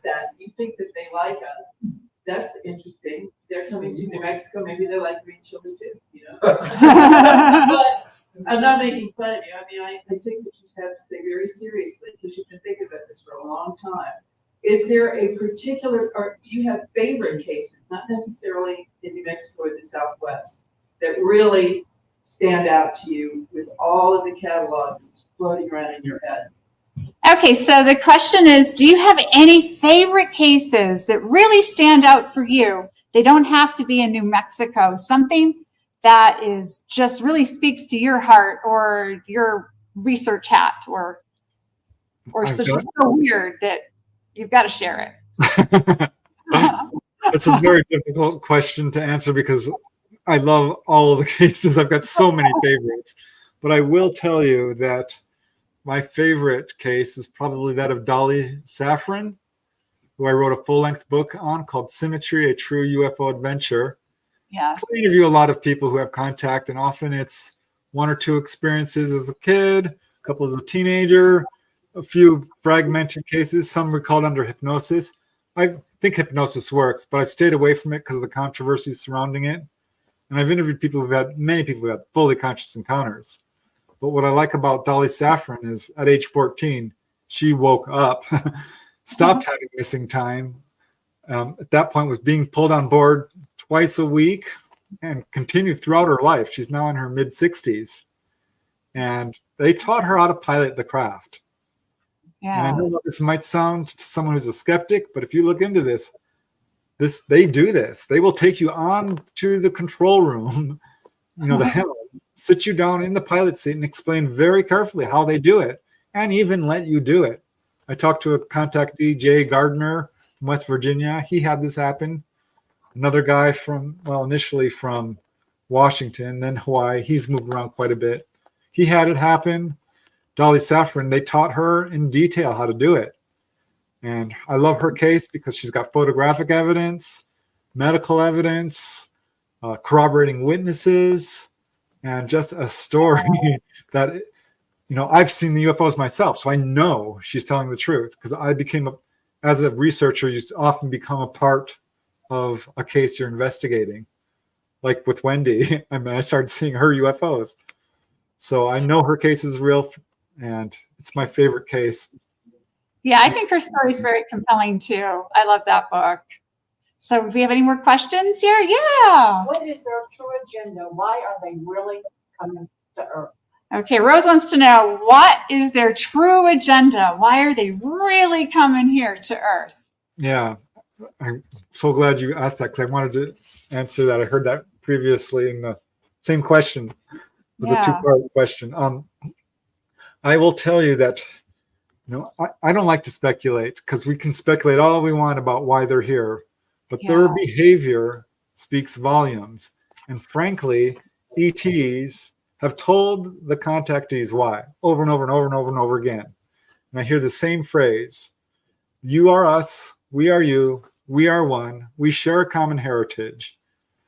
They care about us as a parent would for a child. Our relationship to them is a lot closer than people realize.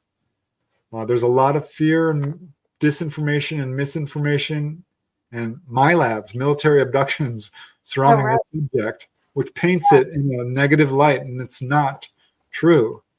The ET agenda is about, there's multiple reasons. Some, let's face it, are coming down as tourists, just taking a quick look, and off they go. But some are interacting with us in a big way, because it started in 1947. We had a history of encounters stretching back thousands of years. We know this. There's evidence to support this. But started in 1947 and hasn't stopped. And that coincides exactly with the atomic age, when we finally had the ability to completely destroy ourselves. Exactly. That's, I think, what ultimately they came down. So their agenda is one of healing. When a person has an onboard experience, the thing most people describe as being physically examined, this is a checkup. They are making sure your genetics are not being damaged by the pollution and the gamma radiation that our planet is suffering right now. Look into the magnetic fields of our planet and how they're collapsing, because a lot of contactees are getting this message. We're facing an existential crisis. And many, many contactees are being basically told that one day the sky will fill with craft, and if necessary, we will be lifted off. Dolly Saffron goes into that in detail, but I've heard this so many times. Yes. So that is one agenda. It's one of healing, one of protecting our species.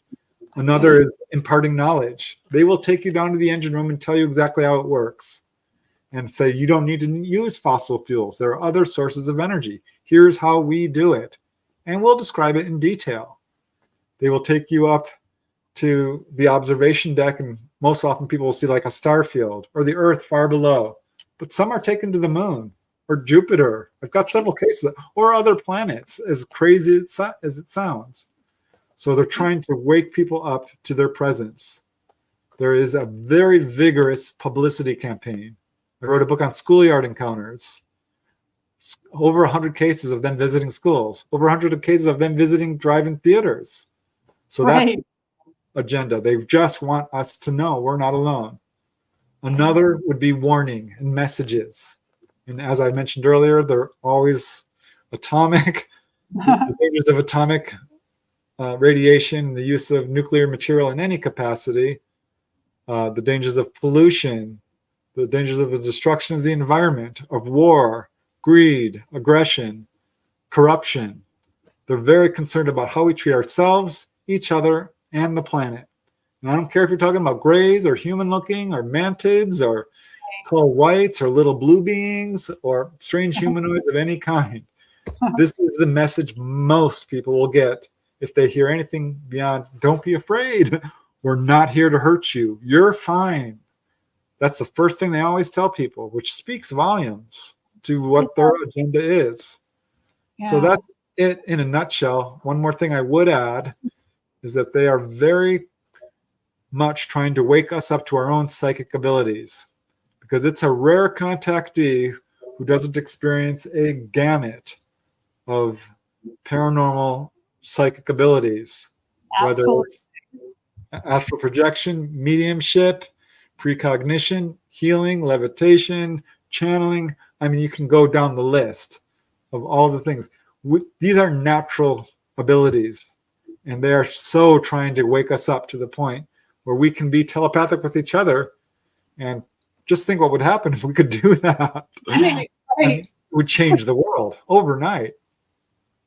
It would change the world. No more secrets. You would know what's in everyone's heart. It would be wonderful. Yeah, and I think, this is not me speculating.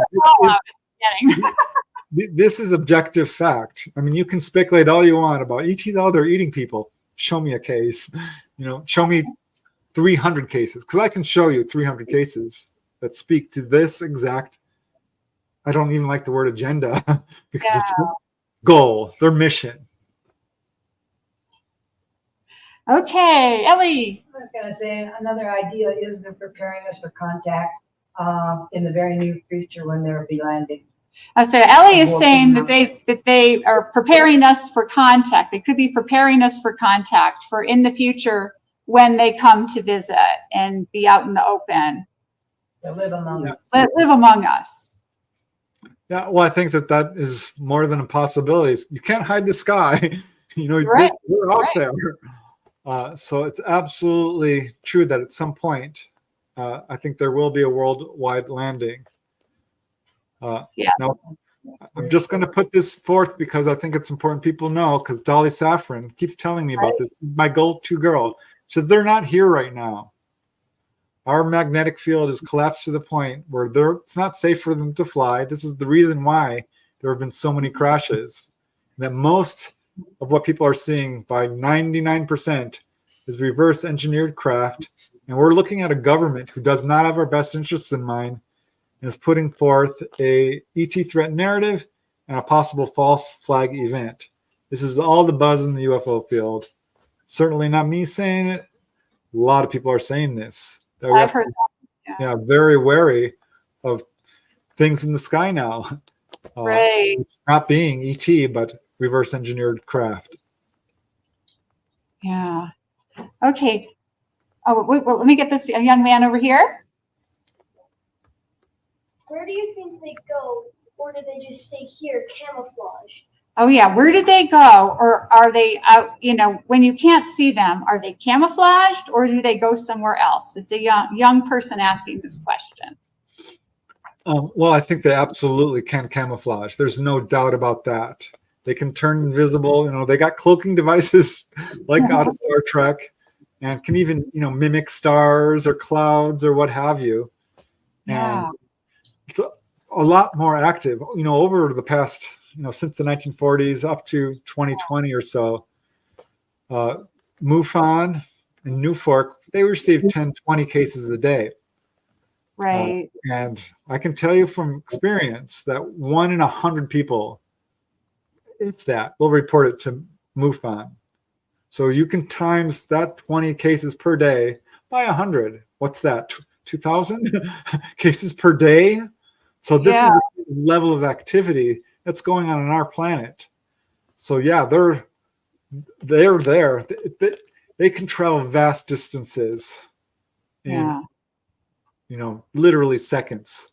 So they don't necessarily need bases to come and visit our planet. They are able to traverse very large distances in a moment. That's cool.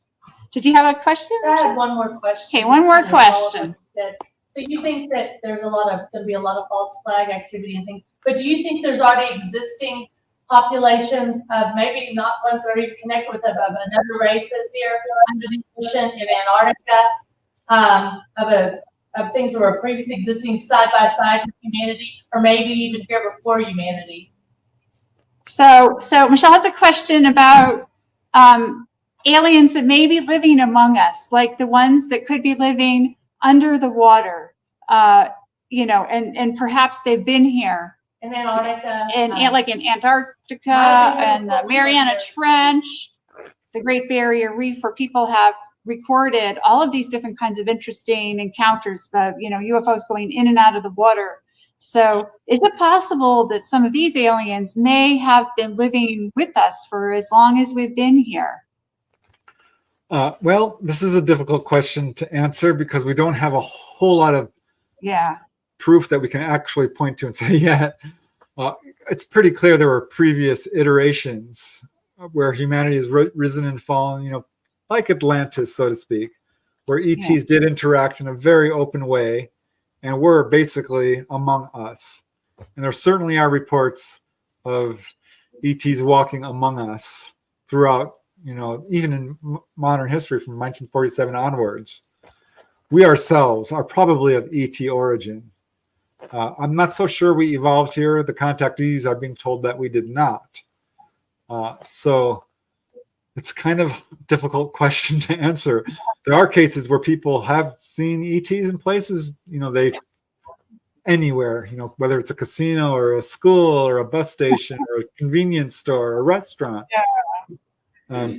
A lot of contactees feel that they themselves are at least, partially hybrids, or all of us are. Yeah. And that we've had a number of contactees tell me, basically, we've all been contacted to some degree. The ETs know about every single one of us. I don't know that there are ET bases currently here. I don't have any really good reporting on that. In the past, certainly. There's good reporting on bases on the moon. I've talked to people who've been taken there, multiple people who have seen stuff up there. Whistleblowers from actual contactees to government insiders. So, yeah, I think in the past, probably it was far more likely than it is right now. But, this is still a new field of study, and we need more good researchers on all of this. And I'm not going to speculate on something I don't know. So I can only tell you what the evidence is showing us, and I don't have any really good reporting of live active ET bases right now. But we have dolphins, we have Bigfoot, we have all kinds of intelligent creatures on this planet beyond just us. Yeah, we sure do. Okay, we've got one last question. What's your question? Does he have any, has he seen any of the interviews with the now retired Canadian Prime Minister of Defense, who addressed Parliament in person, as well as has done other interviews stating that there are some of the global governments, which he specifically said, including the United States, that are actually working with some, not the benevolent ones, but the malevolent ones, working with some of the species that have been interacting with us for a very long time. Okay, so we have a question here where apparently there was an interview with someone who was in the Canadian Defense Department. Canadian Minister. Paul Hillier. Okay, Paul Hillier. Yeah, Canadian Minister of Defense. And I guess he has claimed that there are aliens of certain kinds that are working directly with some governments. And maybe some of these aliens are not the kindest ones we know about. Maybe they're malevolent. So have you heard anything about that? And what do you know about that? That's the question. Yeah, Paul Hillier. I had the wonderful opportunity to meet him not too long before he passed. Bought his books. He's a great guy. I think he's one of the highest standing government officials to really unequivocally say we have been visited by many different types of ETs. Yeah. Now, as far as ETs working directly with governments, I think were multiple attempts to do this. And I would point towards specifically the 1954 meeting with Eisenhower at Edwards Air Force Base. Right. Which the reporting on that is really good. I mean, there's no doubt something happened there. And the more you look into it, the more evidence, as researchers are just gathering more and more confirmation of this, which was a real attempt to work together to get us to stop using nuclear weapons and to disclose. And we were against that. We wanted to continue to use our weapons and not disclose. And there was a bit of an impasse. But following that, as far as I know, there's no direct communication between our governments and ETs because our governments do not trust them. They're lying. They've been lying from day one. They cannot be trusted with this subject. It's plain and simple. Their history on this is heinous. That's the best way to describe it. Yeah, heinous is the right word for this. It's been horrific, and the people that have been vilified. They're not telling the truth, and they are never going to willingly disclose. Exactly. What we've had is little drips, basically, so they can retain control of the narrative. The only ET threat is to them and their power structure, their control of humanity, They're holding the majority of the wealth. I'm not going to say unequivocally that there aren't bad ETs out there, because look at us. Look at what we do to each other. Yeah. But do I think they're visiting Earth? I don't. I don't think that ETs would stand for that for 1 second. They're not going to give technology to our governments, who abuse it every single chance they get. We have a tendency to impose our own cultural values onto strangers. So because we do so many horrible things, and we all know how horrible humanity is, we think ETs are going to act that way. And they're not doing that. They have never done mass genocide. They are not doing all the horrible things we do to each other. I think there are probably human-like ETs out there on other planets who are going through the same thing we as humans are going through, trying to figure things out and grow up. But I don't think that the stories of people being pulled on board, because they're tortured or eaten or anything like that, are true. That's misinformation. That's my labs. I'm very passionate about this because I've interviewed a lot of people, and I have no cases of ETs deliberately harming people. People will experience pain during an examination. They will experience absolute panic and fear and label this as a negative experience that they want no part of whatsoever.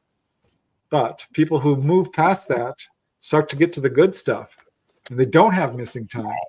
And they really recall having an extraordinary relationship. And most contactees, at some point, it starts out very scary, very negative for people. But ultimately, they move past that.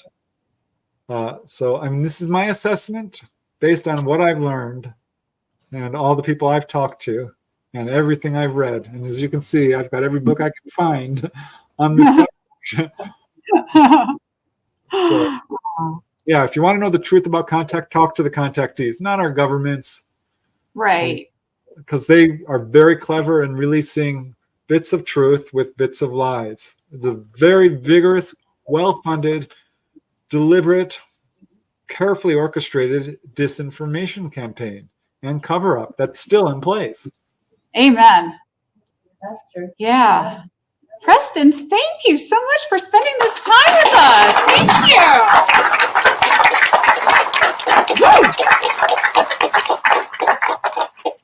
That was just really wonderful. Thank you, especially for sharing your personal experiences and talking to us so frankly about what you feel is going on, because I think many of us are having the same kinds of feelings and the same kinds of experiences. So it's validation. Thank you.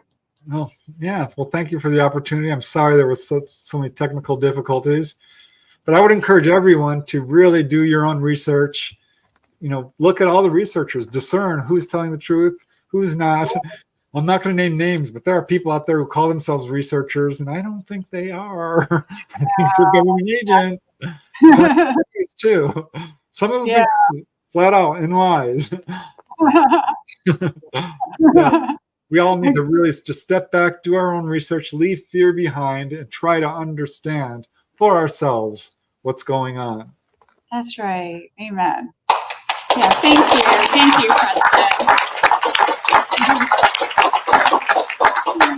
Thank you again so much for being here with us. We really appreciate you. And we're having a little free drawing after we close up here for a couple of your books. So everyone's entered the free drawing. They're super excited. So very cool. Yeah. Well, if you want to send me your address, I'll send you a couple of more books for another raffle if you'd like.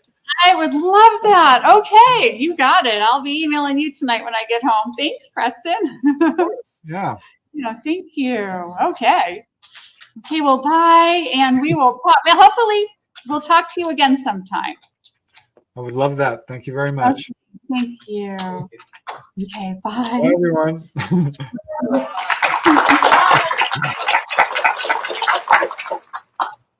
That was phenomenal. Thank you, everybody. Everybody out there in internet land, thank you for putting up with our technical difficulties. And wasn't Preston absolutely friggin' amazing?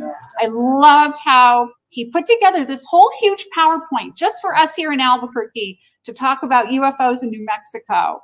And even with technical difficulties, which I'm sure are all my fault, we still soldiered on, and Preston was amazing. I'm so thankful to him for taking this time and spending with us, especially the last part of our time together where he shared some of his deep personal thoughts on what's going on with the whole UFO phenomenon. I think there was a lot there for all of us to chew on and to think about, research, and meditate on. So love you guys, everybody out there. See you Wednesday when we're going to do a little live stream with Jason Martell of Ancient Aliens. Bye.